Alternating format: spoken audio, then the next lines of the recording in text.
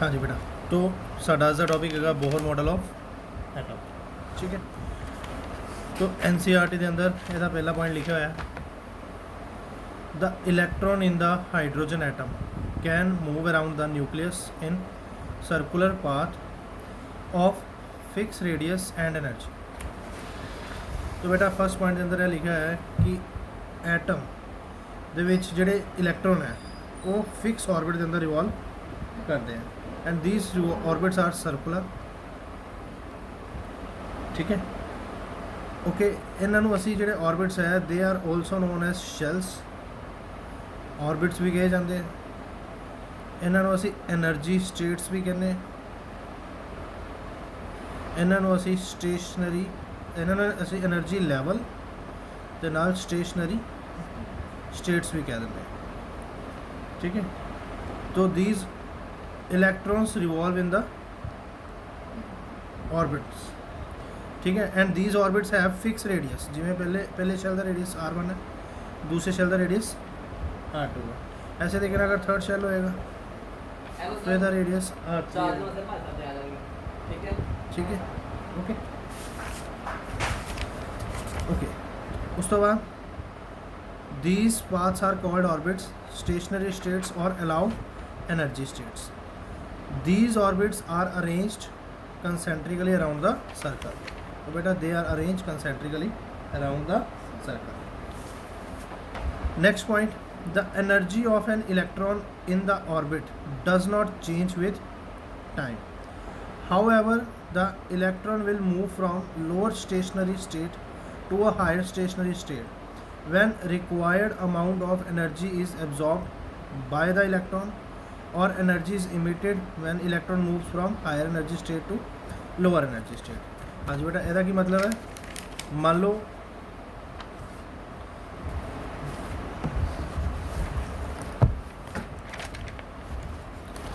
हाँ जी, सपोज कर लो भी साढ़े को इत्थे एक इलैक्ट्रॉन है।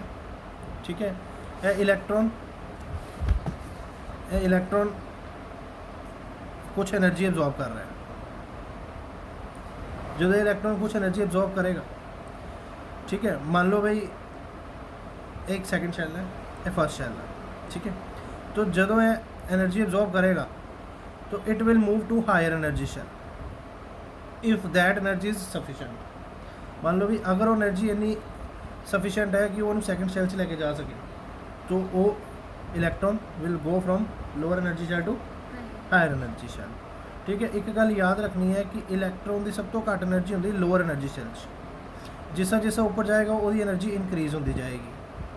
ठीक है, तो किसी भी बॉडी की जो एनर्जी इनक्रीज़ होती है ना, वो अनस्टेबल हो जाता है। ठीक है, तो वो दोबारा स्टेबिलिटी वापस पाना चाहता है। स्टेबिलिटी वापस उदों पाएगा जो वो दोबारा नीचे आ जाएगा, दोबारा अपने शैल च वापस आ जाएगा। ठीक है, मैं एक बार दोबारा रिपीट कर रहा, इंपॉर्टेंट पॉइंट है, जोड़ा न्यूक्लियस के नाल फर्स्ट शैल होंगे उत्थे जो इलैक्ट्रॉन पिया उसकी एनर्जी सब तो घट होंगी है। जिमें जिमें इलैक्ट्रॉन ऊपर जाएगा its energy keep on increasing.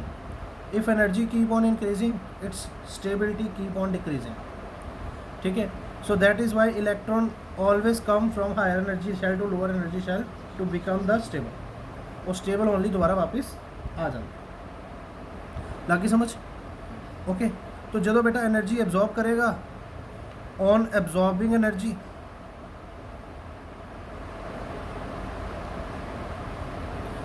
it will move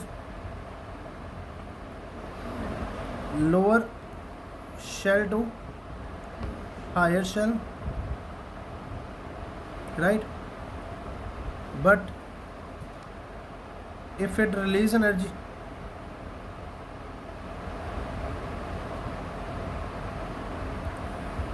it will move from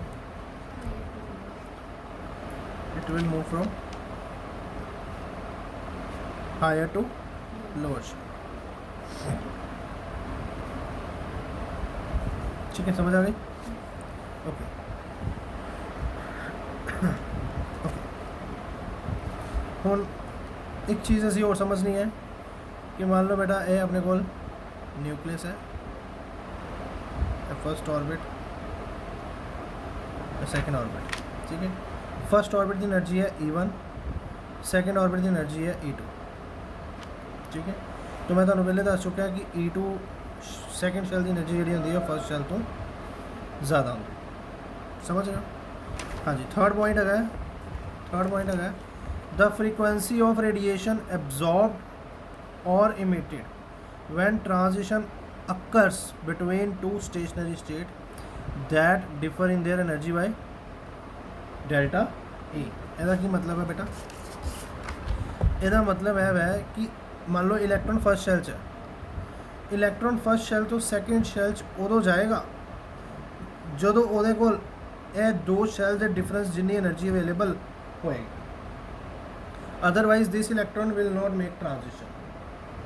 okay so देखो let suppose electron move from first shell to second shell. Okay so if it move from first shell to second shell तो इन्हें कुछ energy absorb की थी। जी energy absorb करेगा that should be equal to difference in their energies. Okay तो घट्टो घट्ट वो एनर्जी जी आ रही है वो कितनी होनी चाहिए जिन्नी इन्होंने दो शैल के एनर्जी का डिफरेंस है। समझ रहे हो? ठीक है।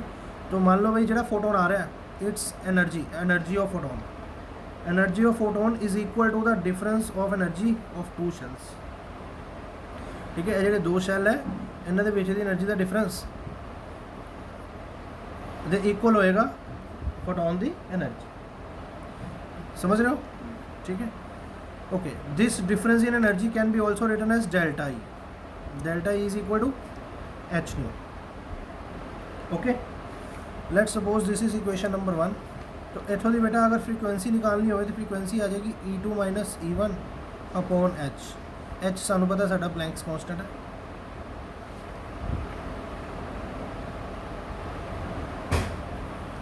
ठीक है गल समझ आ रही है? ओके नाउ फोर्थ पॉइंट देखो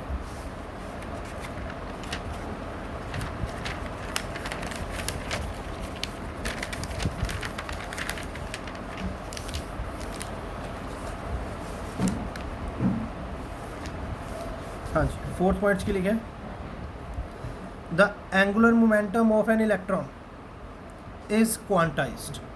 बेटा क्वांटाइज्ड वर्ड का मतलब होता है कि fix it's value can not change. The angular momentum of an electron is quantized in a given stationery state it can be expressed.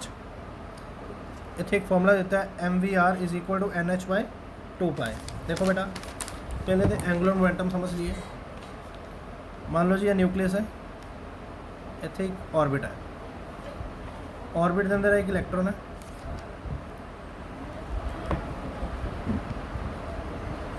ठीक है सेंटर पे कुछ रेडियस है R ਇਹਦਾ कुछ मास है ME। ਇਹਦਾ कुछ मास है इलेक्ट्रॉन का ME। It is moving with velocity V।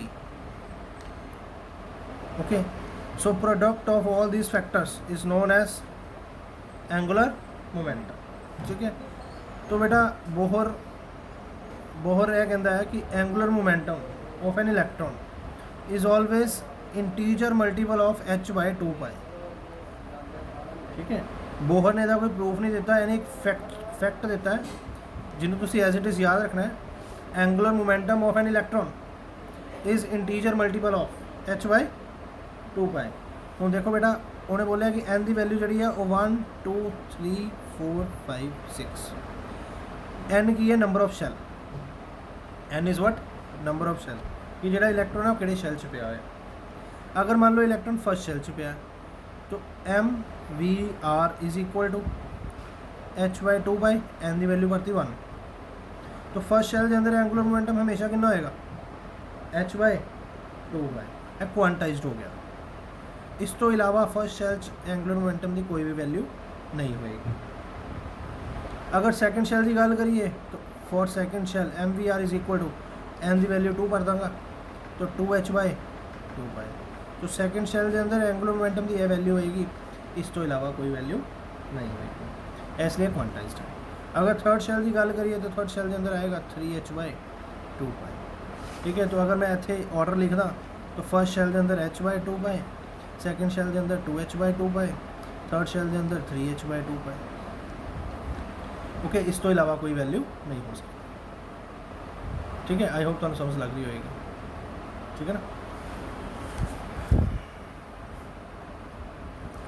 Okay ठीक है, तो ये कुछ फैक्ट है, इस तो अगे चलते हैं, इस तो अगे कुछ पॉइंट्स लिखे हुए हैं।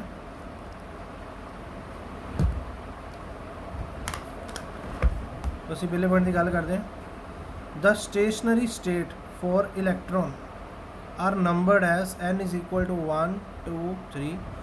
These integral numbers are known as principal quantum number. बेटा जेड़े है बोहर मॉडल ने कहा हुआ है कि न्यूक्लियस है, न्यूक्लियस के अराउंड है शैल्स है, ਇਹ ਸ਼ੈਲਸ ਨੂੰ ਅਸੀਂ ਸਟੇਸ਼ਨਰੀ ਸਟੇਟਸ ਬੋਲਦੇ ਹਾਂ, ਇਹਨਾਂ ਨੂੰ ਅਸੀਂ ਸਟੇਸ਼ਨਰੀ ਸਟੇਟਸ ਬੋਲਦੇ ਹਾਂ। ਪਹਿਲੇ ਸ਼ੈਲ ਨੂੰ ਅਸੀਂ 1 ਬੋਲਦੇ ਹਾਂ, ਦੂਸਰੇ ਸ਼ੈਲ ਨੂੰ ਅਸੀਂ ਨਾਮ ਦਿੰਦੇ n is equal to 2, third shell ਨੂੰ ਅਸੀਂ ਨਾਮ ਦਿੰਦੇ n is equal to 3। Okay, ਉਸ ਤੋਂ ਬਾਅਦ ਸੈਕੰਡ ਪੁਆਇੰਟ ਇੰਪੋਰਟੈਂਟ ਹੈ, the radii of stationary states are expressed as Rn is equal to n square a naught. हाँ जी, ਇਹਦਾ ਕੀ मतलब है बेटा, देखो ध्यान ਨਾਲ ਤੁਸੀਂ देख पा रहे हो भी जिसा जिसा नंबर ऑफ शैल बढ़ रहा है तो रेडियस इंक्रीज हो रहा है, ठीक है। जिसा जिसा नंबर ऑफ शैल बढ़ रहा है रेडियस इंक्रीज हो रहा है, तो असी कह सकते हैं भी रेडियस जोड़ा है वो डायरैक्टली प्रोपोर्शनल है n द स्क्वायर। जिन्ना नंबर ऑफ शैल ज़्यादा होएगा रेडियस उतना ज़्यादा होएगा। जिसा जिसा शैल बढ़ रहा है, फर्स्ट शैल का R1, सैकेंड शैल का R2, थर्ड शैल का R3, तो जिस जिस ਅਸੀਂ दूर जा रहे हैं रेडियस इंक्रीज हो रहा है।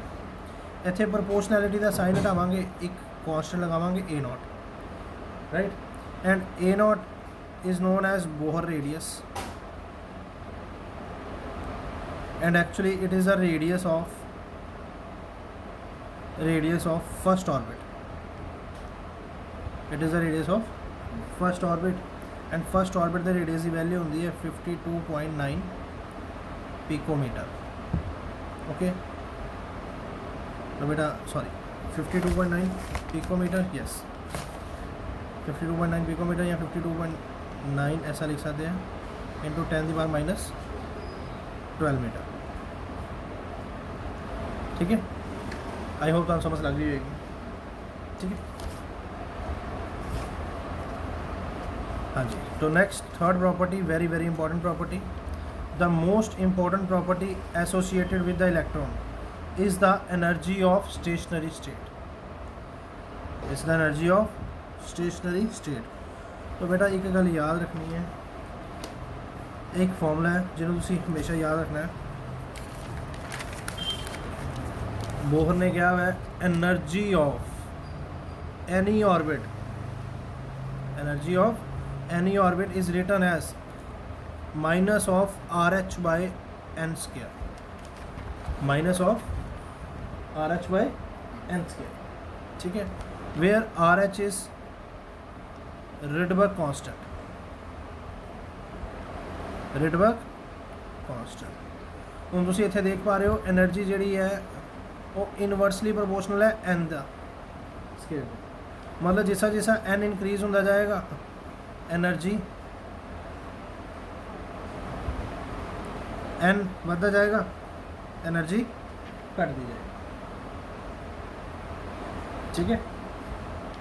ओके सॉरी एक minute,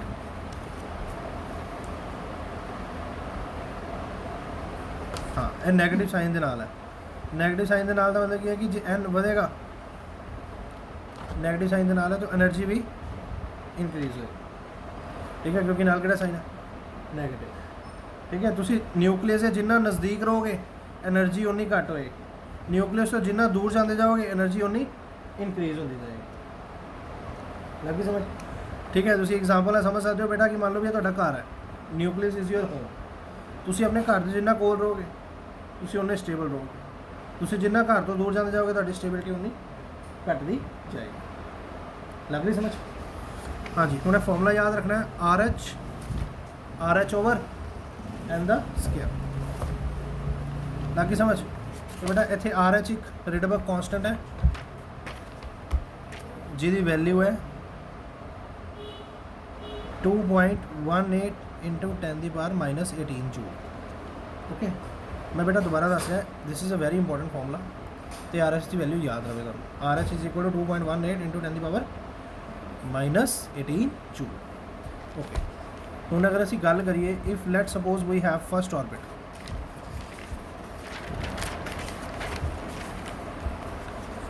yes what is the formula of energy,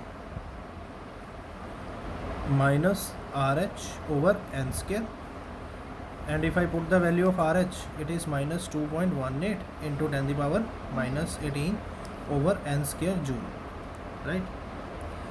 अगर मेरे को फर्स्ट शेल है तो -2.18 into 10 the power -18 over 1 the square, क्योंकि शेल किहड़ा फर्स्ट, तो एनर्जी कितनी आ जाएगी, this energy will come out to be -2.18 into 10 the power -18, right।